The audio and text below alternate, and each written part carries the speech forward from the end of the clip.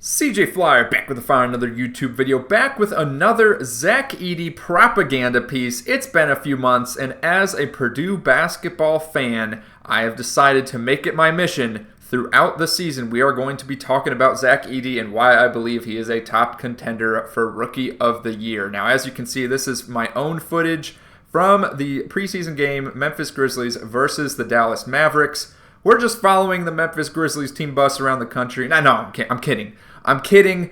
I got tickets to this game. I'm a Mavericks fan. I'm in the Dallas area. So fortunate enough to be able to record some footage of Zach Edey warming up. I'm not showing any highlights of the actual game. First of all, because I didn't actually record them. And even if I was recording them, well, to be honest, I wouldn't record them anyways. I want to focus on watching the game, right? And there's plenty of other people that will do that themselves and take care of it for me. So yeah, I'm not going to be showing any game highlights. Just wanted to show some of those clips right there from Zach Edey shooting around. We'll rewind it and watch back once again, just kind of talk about it. So he was shooting threes a little bit in the warm-ups here, as you can see. And despite that one clip we saw of him in practice going 6 of 7 from 3, he missed quite a few here. And look, I mean, it's going to take time, right? Like, there was never a focal point of his game in college, the three-point shot. He did make, I think, 1 or 2.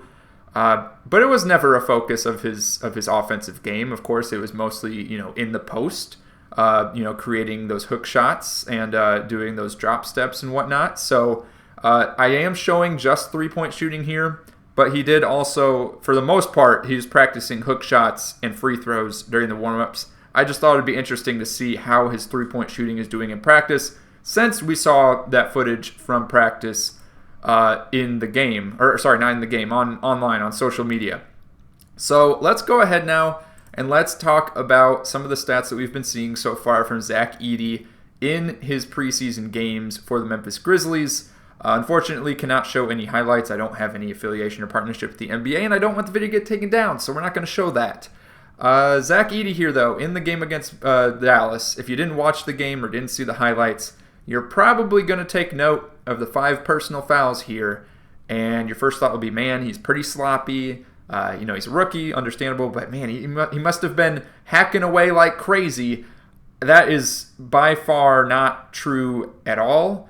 In fact, a couple of these fouls really I don't think should have been called.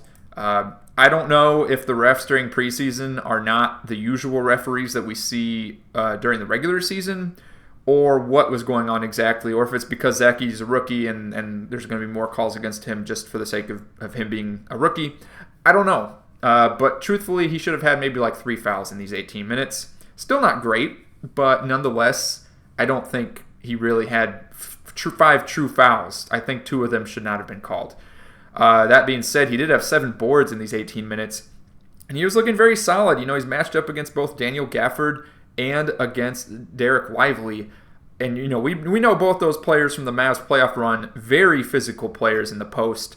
And Zach Edey was able to hang on, and be able to, box out with those guys and battle down low. I was really impressed. Definitely a conflict of interest on my part watching this game, but it was exciting. And I think Zach Edey's going to prove a lot of doubters wrong in this upcoming season. He is very physical. Obviously, we only saw him going up. We had the occasional game against another top prospect like Donovan Clingan in the NCAA championship game. But a lot of the competition in college, there's teams in college putting out centers that are like 6'6". So we didn't get to see Zach Edey go up against a bunch of other bigs. And I think he's going to prove a lot of doubters wrong as we move forward into the regular season. And he's going to be a regular rotation piece too. We're going to get into that a little bit here, but I just want to talk about the stats from these other couple games. Now, in the game against the Hornets, he was given the green light and the opportunity to shoot some more threes. Obviously didn't go very well. Again, that's something that I don't think he's going to be doing a whole lot in the regular season. I think it's something that will progress as in the coming seasons throughout his career. I mean, look at Brook Lopez, for example. The early part of his career, he didn't shoot any threes. And now look at him. He's very consistent.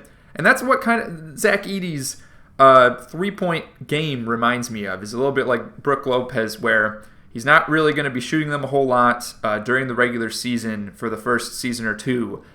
but we are going to see that progress. And, although it is not the fastest jump shot, the release still looks pretty smooth. And I could definitely see him hitting those consistently in the later part of his career. So that's something we're going to watch out for. Now, besides the 3 misses from 3, outside of 3, he had, 5 2-point opportunities. 2 of 5 from the field for a center is not that great. But again, it's preseason. We'll cut him some slack. 6 of 8 from the free throw line. That's solid. Now, again, I'm not going to show highlights because I don't want to get this video taken down. But I am going to post links in the description. This game against the Bulls, he had an especially good game. 5 of 10 from the field, 8 rebounds, 3 blocks. He was a dominant presence down low in this game, and it's got me really excited for what he's able to do in the regular season. Of course, the Chicago Bulls, we look at the roster, and outside of the starting lineup, it's a bunch of fringe, NBA guys. I understand this isn't like the top tier level of competition in the NBA, but again, since in college we just saw him going up against mostly shorter players, and now here we are in the NBA, he's at least going up against physical, similar height competition. Maybe not 7'4" like he is, but guys that are around the 7-foot range. Yeah, he's looking like he's shaping up to be a solid player in the upcoming season. Now, I want to talk about why I believe Zach Edey is going to be the top contender for Rookie of the Year, and I'm going to have a propaganda piece on this probably once a month on average, I would expect, because I'm sure we're going to be seeing highlights from him as we progress through the season. So, first off, I have this sorted here by position. This is the Memphis Grizzlies roster 1 week before the start of the regular season here, and as you can see, at the center position, they have, for forward/center, they have Aldama, and they got Jaren Jackson Jr. listed there. Now, I would not be surprised, depending on the matchup, if Jaren Jackson Jr. is starting at center. I'd be really surprised if Aldama is starting. And if we look at the remaining centers, we got Zach Edey, and then we got Armando from North Carolina. Yep, North Carolina. We got Jay Huff. Zach Edey's easily going to be, as far as these 3 guys are concerned, easily the favorite to be able to get in the game and get some minutes. And then 2 players I didn't see mentioned. Brandon Clark, I could totally see starting at center. Gigi Jackson could also see starting at center for the Memphis Grizzlies at times, or at least filling in at center, if you will, if they're running small. But as far as like a true center, think like a Steven Adams type, Zach Edey. No doubt about it. Zach Edey's going to be out there. So if the Grizzlies are running a similar play style that they were a couple years ago when Adams was on the team and they were a top 2 seed in the West, I think they're going to run Edey out there a lot. And if we look at the projected depth chart and projected starting lineup for the Memphis Grizzlies from multiple sources, right here, Memphis Grizzlies depth chart from ESPN, we have them with Zach Edey projected as the starter, Jaren Jackson Jr. at the 4. If we look at realgm.com, here they don't have Zach Edey starting. They have him. They have Jaren Jackson Jr. starting at the center. Honestly, this lineup looks a little goofy to me. I don't really think the Memphis Grizzlies are going to run this lineup personally. But they got Zach Edey as the next option for center here. If we look at Yahoo's projected starting lineup and depth chart, they got Zach Edey as the number 1 option for center. If we go ahead and look at CBS Sports, I'm using a screenshot because, my goodness, they had way too many pop-ups, and every time I closed them, another one popped up. CBS Sports, chill with the ads. We got Zach Edey projected to start according to CBS Sports. So everyone's kind of expecting him to be in the starting lineup, or at least expecting him to be a rotation player. And if we go to the rookie rankings here, just looking at all of the other top, projected top rookies this year. This is #basketball.com for anyone that's not familiar. It's a tool that you could use if you are a fantasy basketball player. I'm not here to promote any fantasy basketball or any sports gambling or anything. I'm just telling you what this website is and where this list comes from and all these numbers. Okay, so anyways, it just helps me get a solid compiled list of the projected top rookies just for the sake of this video. So of course, we've got the number 1 pick, Zachary Rissache, with the Atlanta Hawks. Now, looking at them, he will also be a huge rotation piece. I have no doubt. I just, personal opinion, I don't really see him as potentially being the guy or the guy to, let's say, lead in a particular stat on the team. Trae Young will likely be the leading scorer on that team. Rissache will likely not be the leading rebounder. It'll probably be Okongwu or Clint Capella. As far as the assists go, will also likely be Trae Young. So he's not going to get his shine as much, right?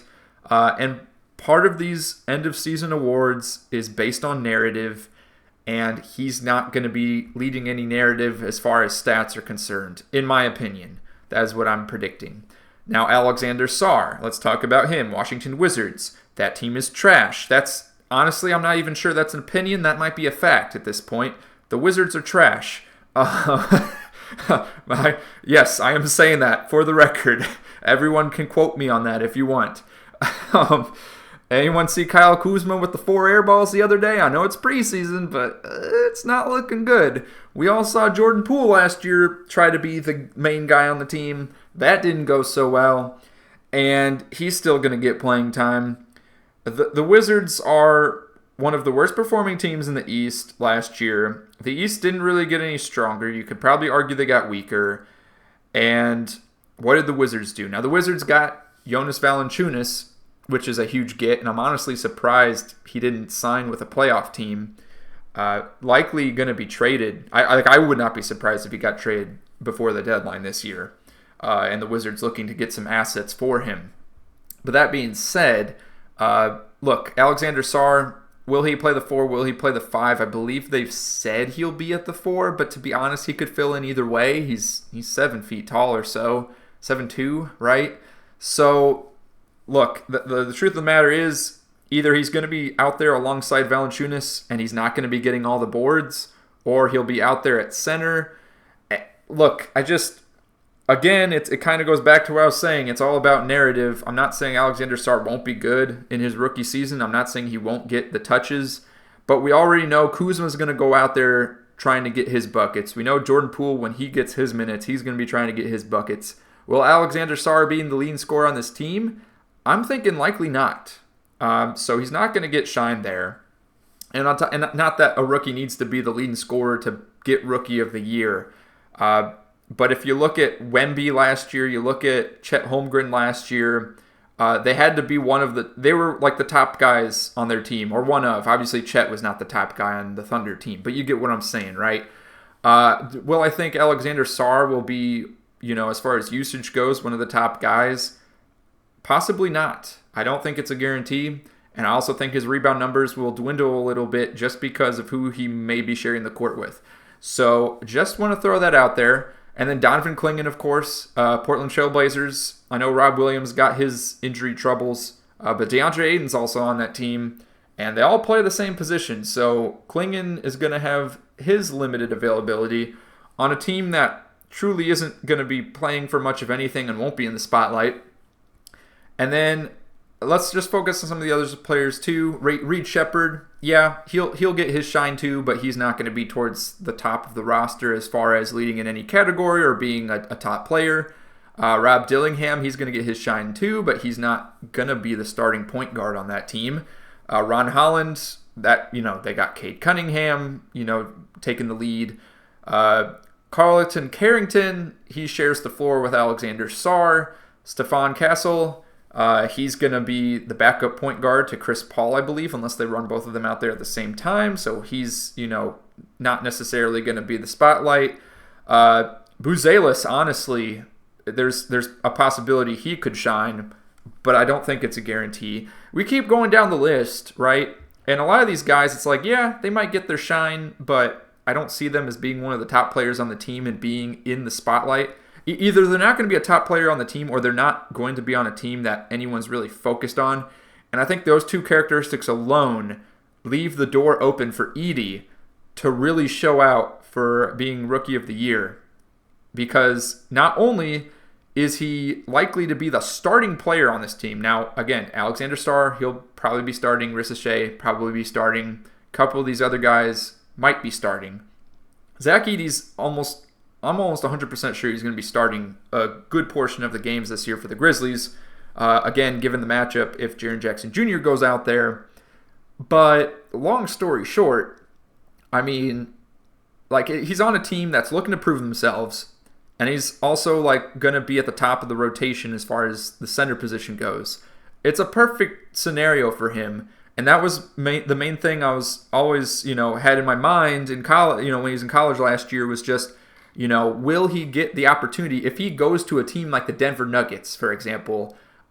He's going to have very limited play time and very limited ability to shine and show his true skills. But a team like the Memphis Grizzlies, where they're hurting for some minutes at center, it's going to be golden. Now, another player, it's going to be a similar situation, I think, is the New Orleans Pelicans. There was a report the other day, and I might need to make a separate video for this alone, that the Pelicans were going to start Herb Jones at center. He's a forward. He's like, what, 6? He's in like that 6'5" to 6'7" range, I think.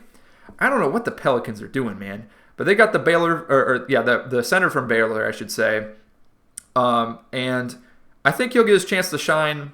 I don't necessarily think he's going to be a top player on that team. And it sounds like the Pelicans are committing to running small as opposed to putting the rookie center out there in the starting lineup, which I think is a very questionable move, so to speak. I know they're trying to be competitive and they want their best players on the floor, but when you're doing something like that, good luck. Because just think, like, if they're, Pelicans matched up against the Mavs, for example. I mean, do you really think Derek Lively or Gafford is not going to be able to have their way with whoever the Pelicans decide to put center? The only exception, of course, would be Zion Williamson. Again, another example, the Oklahoma City Thunder, Chet Holmgren and Isaiah Hartenstein out there. I mean, come on. Really? The Spurs, Wembanyama. What are the Pelicans going to do? You're basically relying on Zion to bully his way around with these 7-foot-plus players. So, yeah, that's the only exception here. I could see the center here from Baylor, I believe his name is Eves, right? I think he could surprise some people just because of the potential opportunity to become the starting center for this team. The rest of these players, we go down the list. Just, at this point, I just don't see a lot of opportunity for these guys to really show out as being one of the top rookies. Really, it's going to come down to, the situation in Washington. If they trade away players, if players get injured like Kuzma, if Kuzma goes out or something, Sarr will definitely get his chance to shine as the top guy. But really, I think Zach Edey's in the prime position to be the rookie of the year, even if he's not necessarily the best player in the team or the best player in the rookie class.